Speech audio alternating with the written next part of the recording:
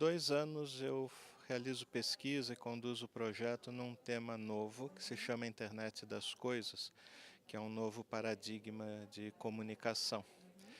E apesar de ser um tema de conteúdo tecnológico grande, ele também é extremamente multidimensional.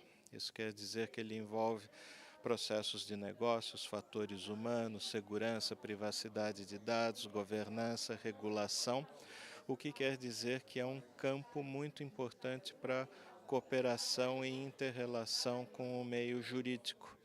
Então eu vim trazer esse conceito e também mostrar a imperiosa necessidade que o país desenvolva uma agenda estratégica de pesquisa, pois nós não temos absolutamente nada, e faz com que haja uma pulverização de recursos financeiros enormes com resultados nulos no país.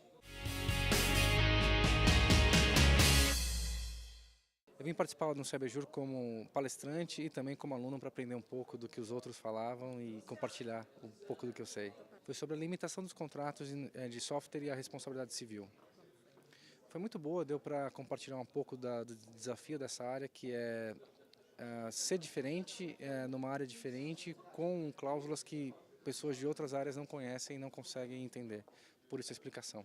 Um exemplo, um contrato de R$ 1 milhão que tem uma cláusula de limitação, sem limitação de responsabilidade, pode gerar uma indenização de R$ 1 trilhão, né? E quando isso cai no judiciário, a gente tem muito problema para tentar limitar o que o nosso cliente tem que pagar.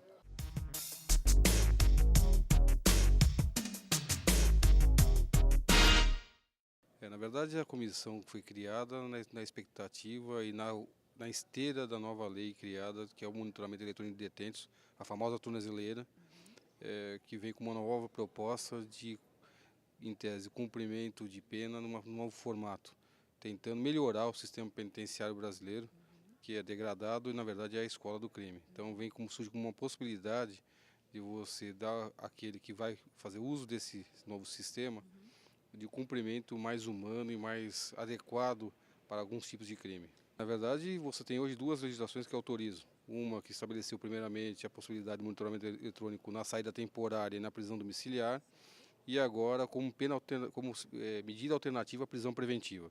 Então, o juiz tem à disposição dele, ao analisar o pedido processual de uma prisão preventiva, que em vez de encarceramento daquele réu, aplique a ele o monitoramento eletrônico de detento. Eu vejo isso de forma muito positiva, na verdade nós estamos começando nessa modalidade, alguns países já têm o modelo há mais de 30 anos, como os Estados Unidos. Na Europa, os países que já estão à nossa frente há mais de 20, e com excepcionais resultados ao sistema, com melhorias com relação à não reincidência daquele réu e mais, a possibilidade de reintegração à sociedade. Então, efetivamente, você passa a dar à pena um caráter de ressocialização e não de retributivo da pena.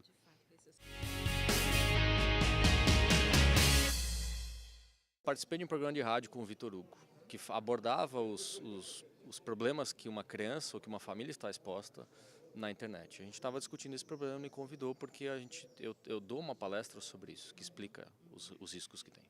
Os pais não entendem que o uso excessivo de computador, de celular, de videogame acaba prejudicando o desenvolvimento escolar do aluno. Então eu explico por que isso acontece, como que funciona, o que o seu cérebro libera quando você usa demais o computador.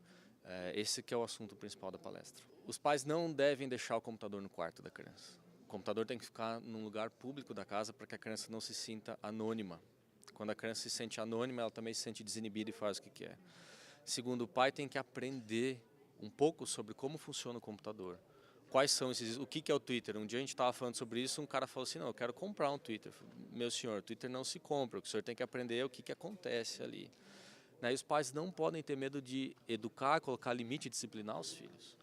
Hoje tem uma geração de pais que acha que os filhos podem ser criados soltos, que eles vão aprender. Não é assim. Os pais têm que colocar limite na vida dos filhos, educar os filhos. Não podem se ausentar. Por mais que exista uma correria no dia a dia, os pais têm que educar os filhos.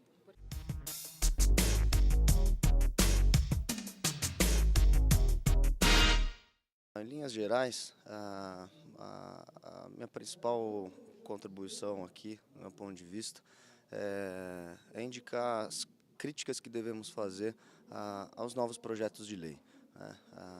O projeto de lei 2793 de 2011, que prevê a criminalização de algumas condutas do ambiente virtual, ficou conhecido como o projeto Carolina Dickmann. Então, a minha maior preocupação é de que no Brasil as leis voltadas à área penal são sempre produzidas numa situação de emergência, de imediata resposta aos anseios da população que teme e, evidentemente, tem a sensação de impunidade. Então, nesse caminho, as leis são produzidas de uma forma muito rápida, sem se atentar para a adequação sistêmica. Então, nós temos, como uma imediata resposta ao caso que ficou conhecido, que vazaram as fotos da atriz global, algumas condutas cujas penas são extremamente baixas e são fruto de uma má técnica legislativa. Então, acredito que, se por um lado houve uma preocupação de criminalizar a própria invasão de sistemas, por outro lado deixou isso de uma forma um pouco aberta e dificultando a própria aplicação da lei. Tendo a dizer que a falta de uma norma que tutele os direitos de todos os cidadãos é tão temerária quanto uma lei cuja construção vai trazer problemas para toda essa população. Então, a gente acaba se distanciando do próprio objetivo dessa lei. E é dessa forma que eu entendo que o projeto precisa ser debatido e precisam ser ajustadas essas falhas para que a gente não tenha um monstrengo jurídico que vá desestabilizar todo o sistema e não atender aos objetivos de tutela dos jurisdicionados.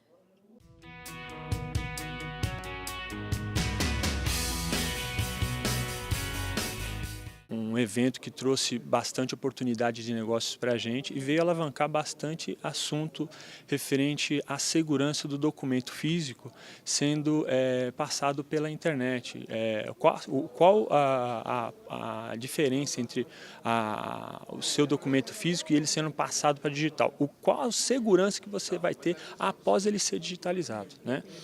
Isso, a nossa empresa também ela está focada nessa solução. A gente trabalha com os hardwares, e parceiros, dos quais eles fazem esse tipo de segurança do papel. Faz todo um CRM do papel. Ele passa por um produto físico, que é um equipamento do nosso parceiro Konica Minolta, que é digitalizado, é passado para um software, do qual ele sim faz a gestão toda do documento, dando segurança, dando as propriedades físicas e delegando quem pode e quem não pode utilizar dele.